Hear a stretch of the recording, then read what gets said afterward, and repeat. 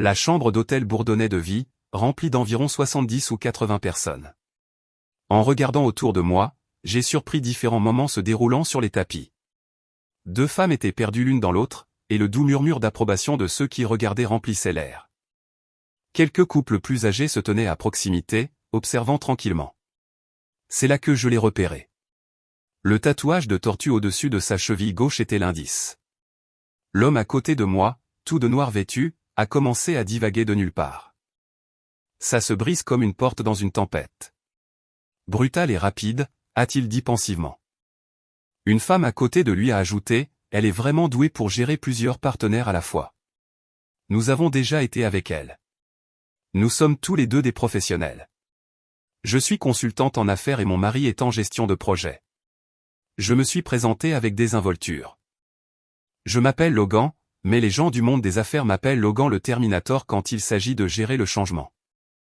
J'ai souri, expliquant, ma femme, Amber, et moi nous sommes rencontrés à l'école de commerce, nous nous sommes entendus, et plus tard nous avons démarré notre propre entreprise, Business Consultant Limited. Amber est une experte en planification d'affaires à long terme.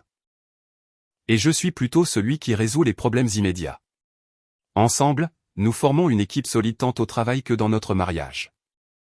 Nous avons des filles jumelles, Laura et Danielle, qui sont maintenant à l'université. Nous nous sommes installés dans une routine confortable à la maison. Bien que je doive admettre qu'Amber a un peu des habitudes de dépenses. Mais bon, malgré nos styles différents. Nous avons construit quelque chose qui fonctionne à la fois professionnellement et personnellement. Chaque fois qu'Amber partait en voyage d'affaires, j'adorais le calme à la maison. Elle n'avait jamais de problème non plus avec mes absences de plusieurs jours sur site. Une fois que nos filles ont déménagé, j'ai rêvé de grands projets, des escapades romantiques à Paris ou à Rome pour pimenter un peu les choses. Mais comme souvent dans la vie, ces plans ne se sont jamais vraiment concrétisés. Un dimanche, alors que je rangeais, je suis tombé sur un reçu de Hensley House, un hôtel chic non loin de chez nous. La facture suggérait que c'était pour un repas pour 2, peut-être 3 personnes. J'ai pensé que c'était probablement pour un dîner d'affaires, alors je l'ai glissé dans ma poche pour le donner à Amber plus tard. Les dimanches étaient toujours des jours de famille, même avec les filles hors de la maison, et elles appelaient toujours. Alors, quand je suis rentré du garage, je n'ai pas été surpris de trouver Amber au téléphone avec Daniel. On aurait dit que Daniel était au milieu de l'un de ses drames personnels habituels. Laura a toujours été la plus stable, mais Daniel, c'est notre enfant sauvage. J'essaie de rester calme face à leurs problèmes relationnels, de montrer que je m'en soucie, mais sans trop m'impliquer. Amber donnait à Daniel son discours d'encouragement habituel. Passe à autre chose. Il y a plein d'autres poissons dans la mer. Je ne connaissais pas toute l'histoire, alors je suis resté silencieux. J'ai toujours cru qu'il fallait prendre les choses lentement, Castina lente. Comme on dit, à toi, mais fais-le avec prudence.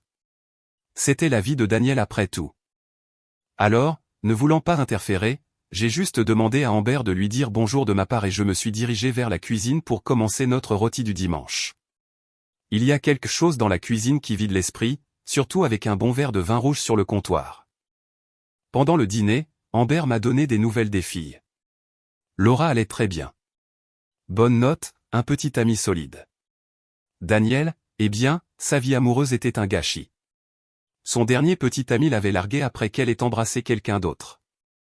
J'ai suggéré que peut-être un peu de temps l'aiderait à guérir, mais que se lancer dans une frénésie de rencontres ruinerait probablement toute chance de réparer les choses avec lui.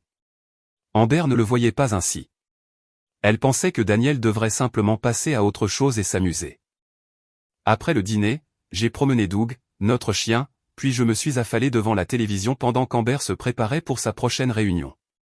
J'ai fini par aller me coucher, mais je n'ai pas pu dormir tout de suite, je me suis retourné un moment avant de m'endormir.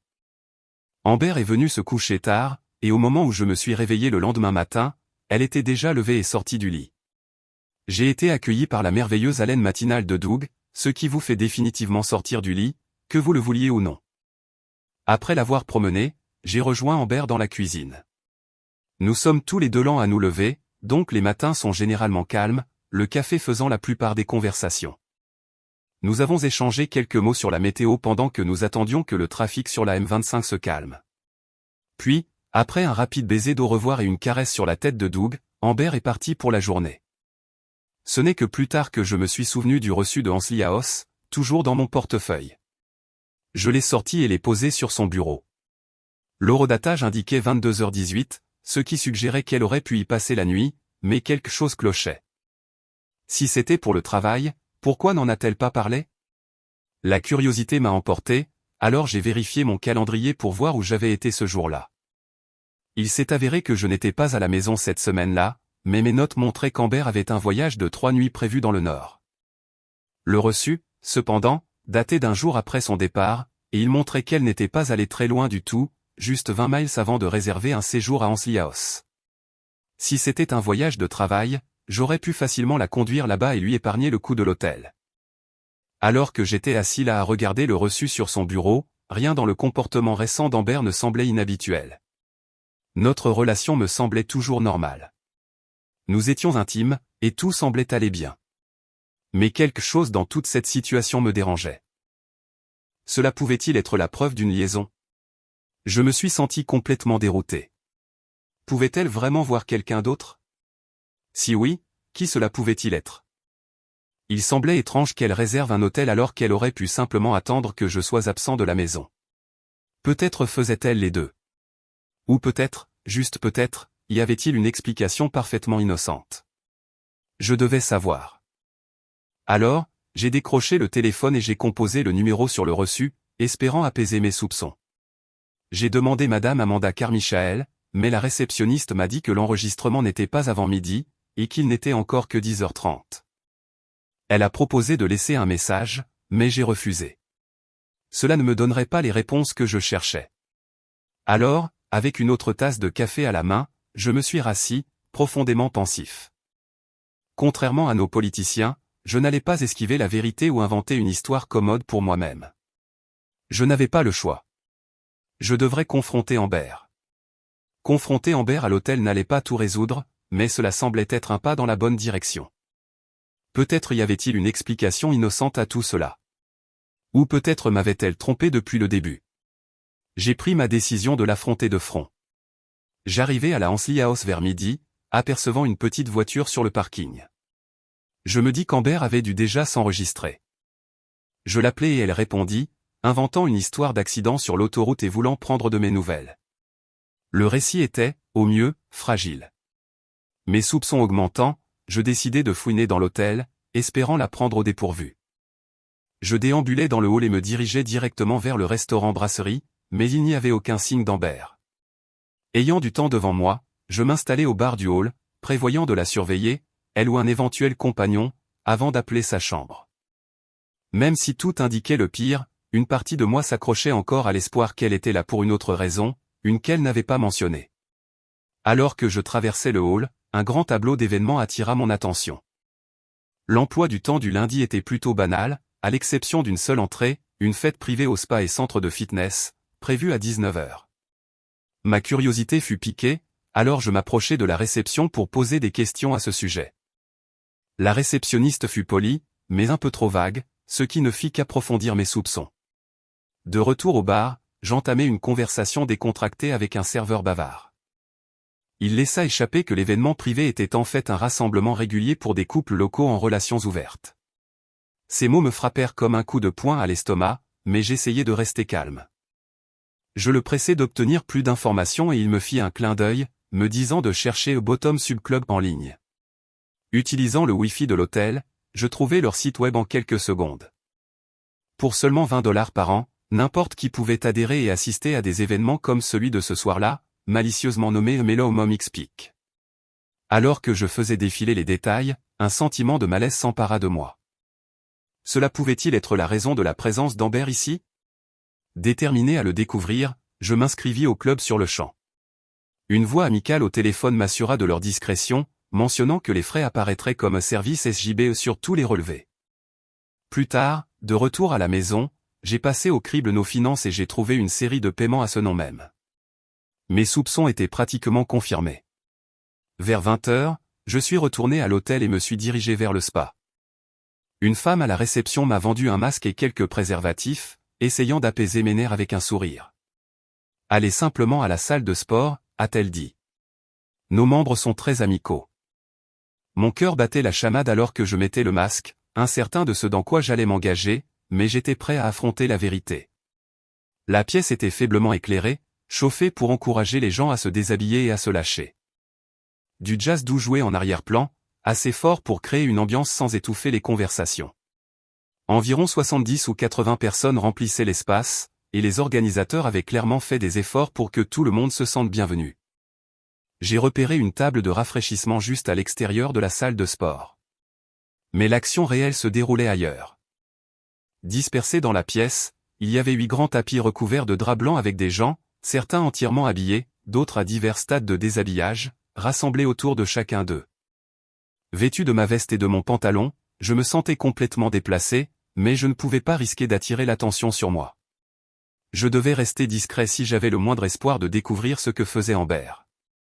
Le premier groupe que j'ai observé regardait 2 jeunes femmes minces explorer le corps de l'autre, leur public murmurant son approbation. Le groupe suivant était un peu plus déroutant. 2 couples plus âgés, leurs corps pâles et ronds enlacés, se mouvant d'une manière qui me rappelait un étrange match de sumo.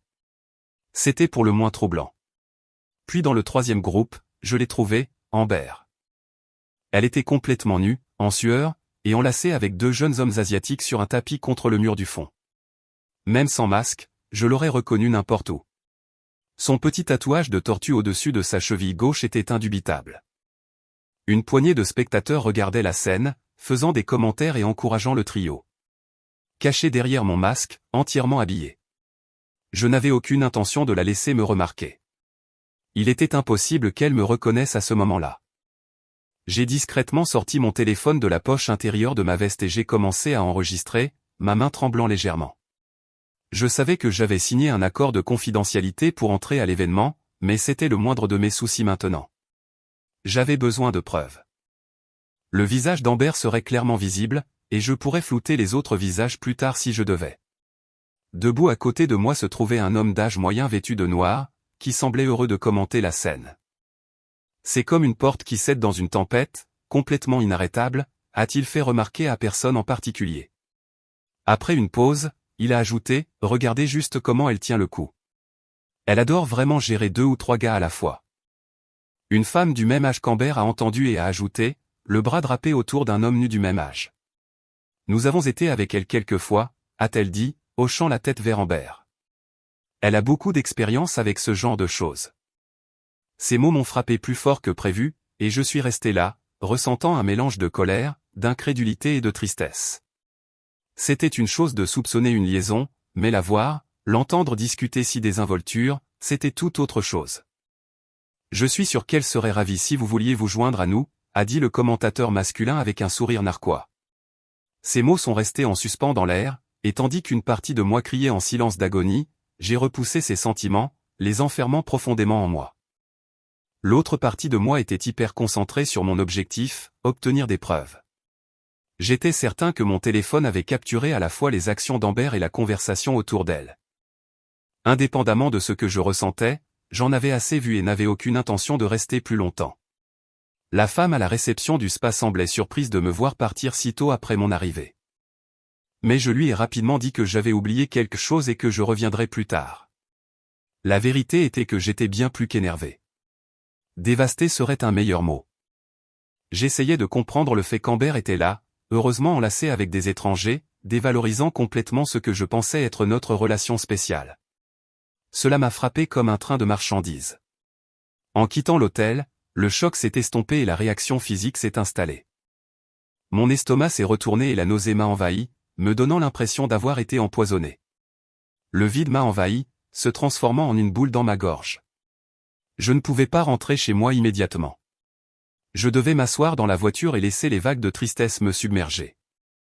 Finalement, j'ai commencé à repousser le flot de chagrin et de colère, le compartimentant comme j'avais appris à le faire dans ma carrière. Cela, cependant, était différent. Aucune formation en gestion du changement n'aurait pu me préparer à la crise personnelle qui se déroulait. Pourtant, je n'étais pas du genre à me complaire dans le déni. J'avais vu l'infidélité de mes propres yeux, et maintenant je devais y faire face. Au moment où je suis rentré à la maison, un plan prenait déjà forme dans mon esprit. J'ai promené notre chien pour me vider la tête, puis je me suis versé un verre de blanc farla. Le sommeil m'a fui cette nuit-là, mais le matin, j'avais pris ma décision. Doug et moi ferions un voyage en Cornouailles, ce coin accidenté du sud-ouest de l'Angleterre, célèbre pour ses falaises et son rôle de lieu de retraite paisible pour les riches londoniens. J'avais même brièvement envisagé d'emmener Doug en Belgique, mais comme il n'avait pas de micropuce ni de passeport, cette idée est rapidement tombée à l'eau, probablement pour le mieux, pas de traces écrites. Après un long trajet de 5 heures jusqu'à une ville appelée Ney, j'ai trouvé un refuge pour animaux local.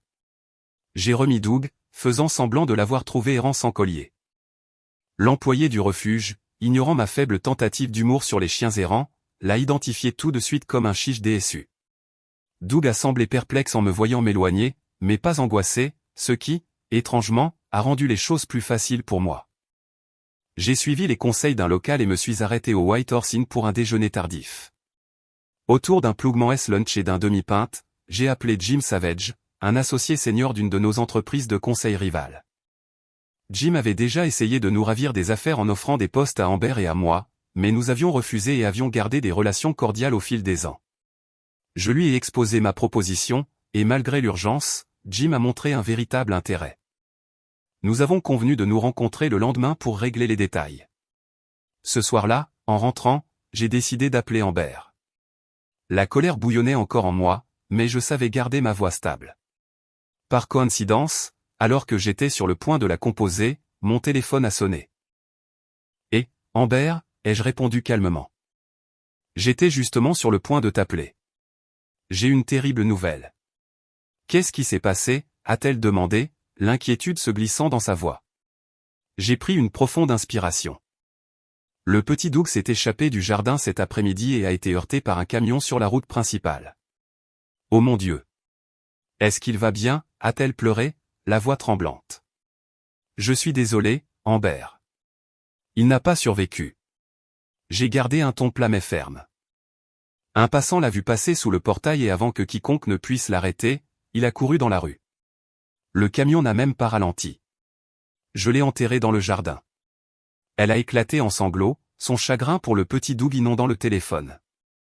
J'ai presque ressenti de la culpabilité pour avoir menti sur son sort, mais je ne pouvais pas me résoudre à lui faire du mal directement. Doug n'était pas responsable de la trahison d'Amber. Je lui ai présenté mes condoléances et j'ai suggéré que nous lui prenions une petite pierre tombale, ce qui n'a fait que déclencher plus de larmes. La réunion du lendemain avec Jim Savage s'est déroulée sans accroc. Il était confiant que son cabinet accepterait mes conditions et que nous aurions un projet de contrat prêt sous peu. Sur le chemin du retour, je me suis arrêté chez une agence immobilière pour me renseigner sur la valeur marchande de notre maison. Elle valait une somme considérable. Je n'ai pas pris la peine d'appeler Amber ce soir-là. Je savais qu'elle s'attendrait à un peu de réconfort, mais je ne pouvais pas me résoudre à jouer le rôle. J'ai un peu mieux dormi cette nuit-là, sachant que j'avais fait les premiers pas pour reprendre le contrôle. Le lendemain matin, alors que je pensais brièvement à Doug, je me suis souvenu qu'il était parti. Et étrangement, j'ai ressenti un sentiment de soulagement. Plus de promenades, plus de responsabilités liées à lui. J'avais des choses plus importantes sur lesquelles me concentrer. J'ai pris rendez-vous avec un avocat spécialisé en droit de la famille à Dorigne, une ville dont le nom me faisait toujours sourire. Ce n'était pas loin, et j'ai obtenu un rendez-vous pour cet après-midi-là. Pour tuer le temps avant mon rendez-vous, j'ai parcouru le site web de la DVLA pour des plaques d'immatriculation personnalisées et j'ai cherché des bijoux qu'Amber ne porterait jamais. L'avocate était une femme d'âge moyen qui a écouté mon histoire avec une expression stoïque, bien qu'elle m'ait exhorté à procéder avec prudence. Pendant un bref instant, je me suis demandé si elle partageait les goûts non conventionnels d'Amber, mais j'ai rapidement écarté cette pensée. C'était probablement juste le comportement standard d'un avocat, cherchant à gonfler les heures facturables. Je lui ai rappelé que nous pourrions retirer la pétition plus tard si nécessaire, mais au fond, je savais que cela n'arriverait pas. Elle a accepté de déposer la demande sur le motif de l'infidélité d'Amber, et j'ai quitté son bureau en me sentant un peu plus maître de mon avenir. Ce soir-là, dans un moment d'inattention, j'ai accidentellement rendu le curry trop épicé pour Amber. Elle pouvait à peine en manger une bouchée, ce qui m'a donné l'excuse parfaite pour ouvrir une bière artisanale pendant qu'elle se débattait avec le dîner. J'ai mentionné avec désinvolture un nouveau contrat dans le North Yorkshire, disant que je devrais partir le lendemain. Amber, toujours le cœur brisé à cause de Doug, a semblé apprécier le câlin que je lui ai donné alors que nous nous asseyions pour regarder la télévision. J'ai tranquillement apprécié l'odeur de la bière et du curry sur elle alors qu'elle pleurait doucement sur ma poitrine. Mon voyage dans le Yorkshire s'est déroulé sans accroc. L'accord était déjà en marche et les directeurs de l'entreprise étaient ravis de m'embaucher pour 6 mois, voire plus. Ils couvraient toutes mes dépenses, y compris la réinstallation et l'hébergement. Tout était en place pour que je commence tout de suite quand j'ai reçu un appel inattendu d'Amber à propos de l'aquarium. « Je déteste t'annoncer ça », a-t-elle dit, ignorant que c'était moi qui les avais négligés. Je ne les avais pas nourris depuis des semaines. « C'est dommage », ai-je répondu, agissant surpris. Je le nettoierai à mon retour. Ce samedi était gris et calme. Je suis passé brièvement à la maison avant de repartir pour le Yorkshire, ayant une pile de paperasse à traiter. À la maison, l'atmosphère était lourde, mais j'étais détaché, mentalement à des kilomètres. Amber s'occupait en faisant du shopping et en cuisinant pour se distraire de tout, tandis que je rangeais tranquillement mes propres pensées. Nous avons fini par regarder une télévision sans intérêt, sirotant du vin en silence. Aucun de nous n'avait envie de briser la tension. Cette nuit-là, j'ai enfin dormi, le premier sommeil décent que j'avais eu depuis des jours. Quand je me suis réveillé, ce n'était pas avec la paix, mais avec une détermination inébranlable. Le choc s'était estompé, laissant derrière lui une grande détermination à me concentrer sur mon travail et à aller de l'avant. Après le déjeuner, j'ai fait mes valises, j'ai donné un rapide baiser à Amber et je suis retourné dans le Yorkshire. Quelques jours plus tard, les papiers de divorce ont atterri sur son bureau. Elle a probablement pensé que ce n'était que des documents de travail à signer. Pendant ce temps, je me suis assuré que mon téléphone était éteint.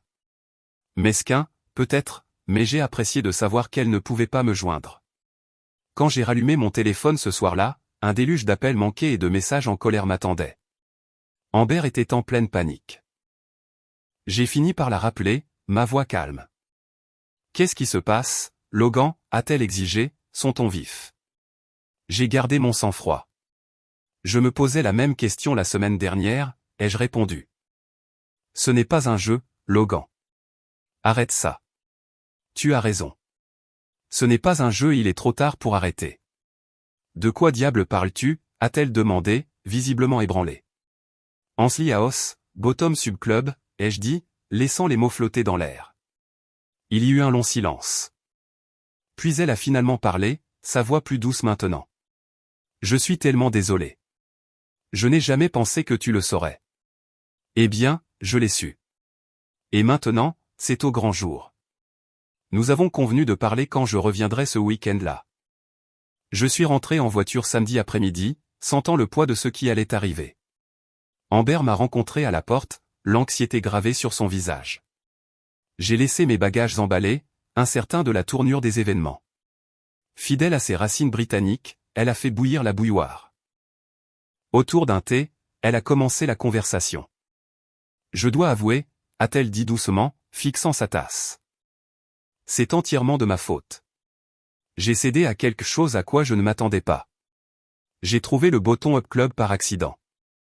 Et après cela, je n'ai plus pu m'empêcher d'y penser. La première fois que j'y suis allé. Tu étais absent.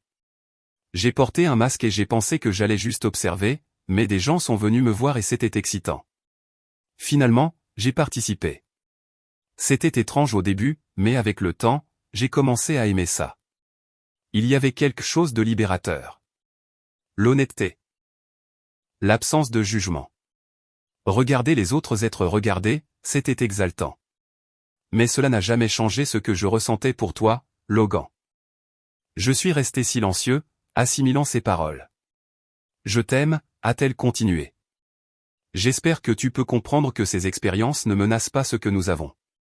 C'est juste amusant. Tu pourrais même l'ignorer si ce n'est pas pour toi. Cela n'a pas à nous affecter. Je la laissai finir, puis je dis, je peux voir comment le sexe avec d'autres personnes pourrait être amusant. Le visage d'Amber s'éclaira, pensant que j'étais d'accord avec elle, mais je n'avais pas fini. C'est-à-dire, ai-je ajouté, si tu es célibataire. Son sourire s'estompa rapidement. Qu'est-ce que tu veux dire, a-t-elle demandé, confuse. Je me suis penché en arrière et je l'ai regardé dans les yeux. Il y a quelques semaines, j'étais là lundi soir. Tu étais avec 2 jeunes hommes. Le visage d'Amber est devenu pâle. Oh mon Dieu! Je ne savais pas que tu avais vu. Logan, je suis tellement désolé. Cela a dû être affreux pour toi d'en être témoin. Mais ce n'était rien d'émotionnel. C'était juste physique, une aventure. Je n'aime que toi. J'aurais dû t'en parler, mais j'avais peur de ce que tu penserais. Tu as raison sur une chose, ai-je dit, ma voix froide. Je n'aurais pas accepté. Et peut-être que le secret l'a rendu encore plus excitant pour toi. La voix d'Amber devint désespérée. Je comprends ta blessure, mais n'est-ce pas trop de demander le divorce? Ne pouvons-nous pas au moins en parler?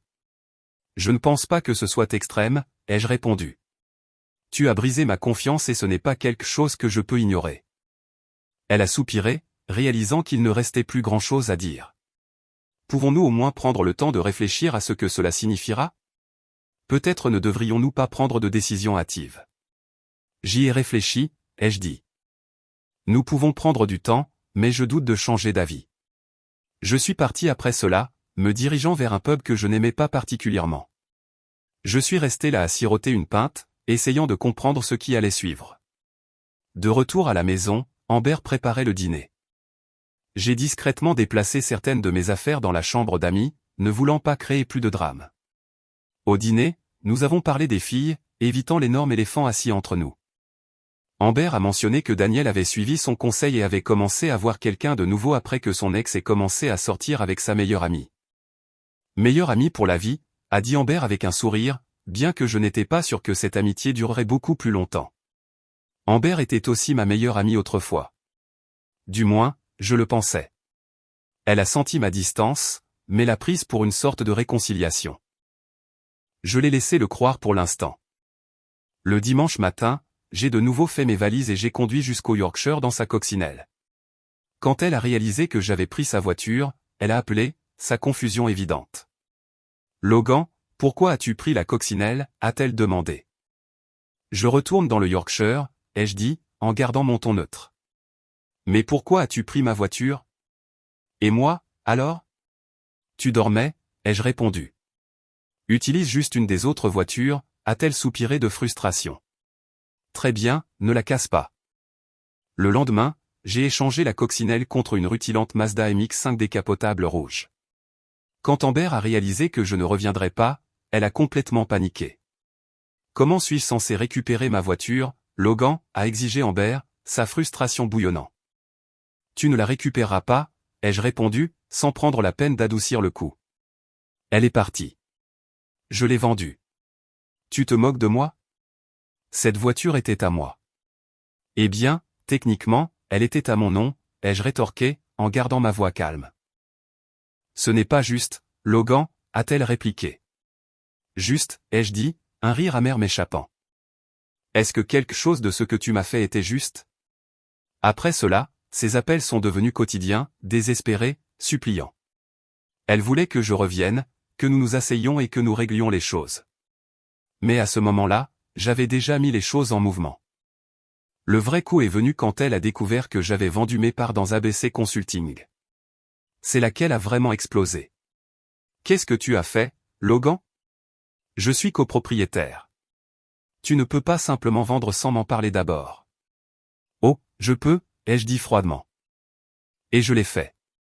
Tout comme tu n'as pas demandé mon avis avant de te cacher avec d'autres hommes. Tu vas devoir t'y habituer.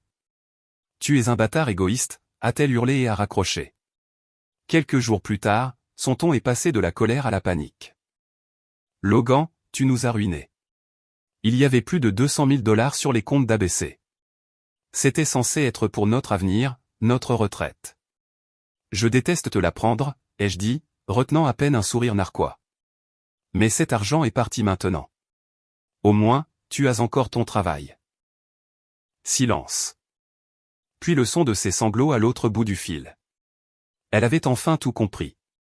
J'avais vendu 51% de mes parts à Jim Savage, assurant un accord qui me rapportait le double des revenus annuels de l'entreprise, plus l'accès aux réserves de trésorerie. Jim, toujours homme d'affaires, a accepté de la garder comme consultante pendant 2 ans de plus. Un bon salaire, de bons avantages, assez pour qu'elle s'en sorte, mais tout juste. Pendant ce temps, j'avais discrètement arrangé la vente de notre maison. L'acheteur, Max Payne Associates, elle ne le savait pas, mais j'étais celui derrière cet achat. Un solide investissement dans un emplacement privilégié. C'était une victoire pour moi, à la fois financièrement et émotionnellement. Puis, des mois plus tard, Amber a rappelé, cette fois à propos de Laura. Notre fille allait se marier et Laura voulait porter l'ancienne robe de mariée d'Amber. Logan, sais-tu où est la robe? A demandé Amber, sa voix plus douce, presque hésitante. Je crains que non, ai-je dit, feignant la confusion. Aucune idée où elle est passée. En réalité, je l'avais vendue à une friperie dans le Yorkshire. Il n'était pas question que mes filles portent cette robe, une relique d'un mariage brisé. Quelques jours plus tard, Daniel m'a téléphoné, la voix pleine de choc. Papa, tu ne croiras pas ça. Maman vient de découvrir que la bague en diamant que tu lui as donnée il y a toutes ces années. Celle qui symbolisait votre amour éternel. C'est un faux. Sans valeur. Je n'ai pas pu m'empêcher de rire intérieurement. Oh non, c'est affreux, ai-je dit, prenant ma meilleure voix concernée. Elle doit avoir le cœur brisé, pensant qu'elle était si précieuse tout ce temps. C'est drôle comme les gens attachent tant de sens aux choses, pensant qu'elles sont inestimables, pour découvrir ensuite que ce n'était qu'une illusion. Ce qu'Amber ne savait pas, cependant, c'est que la vraie bague était enfermée dans mon coffre-fort. Qui sait? Peut-être un jour la donnerai-je à quelqu'un d'autre, quelqu'un qui la mérite vraiment. Abonnez-vous et ayez toujours une longueur d'avance sur les tricheurs. Et croyez-moi, la prochaine histoire fait passer celle-ci pour un conte de fées.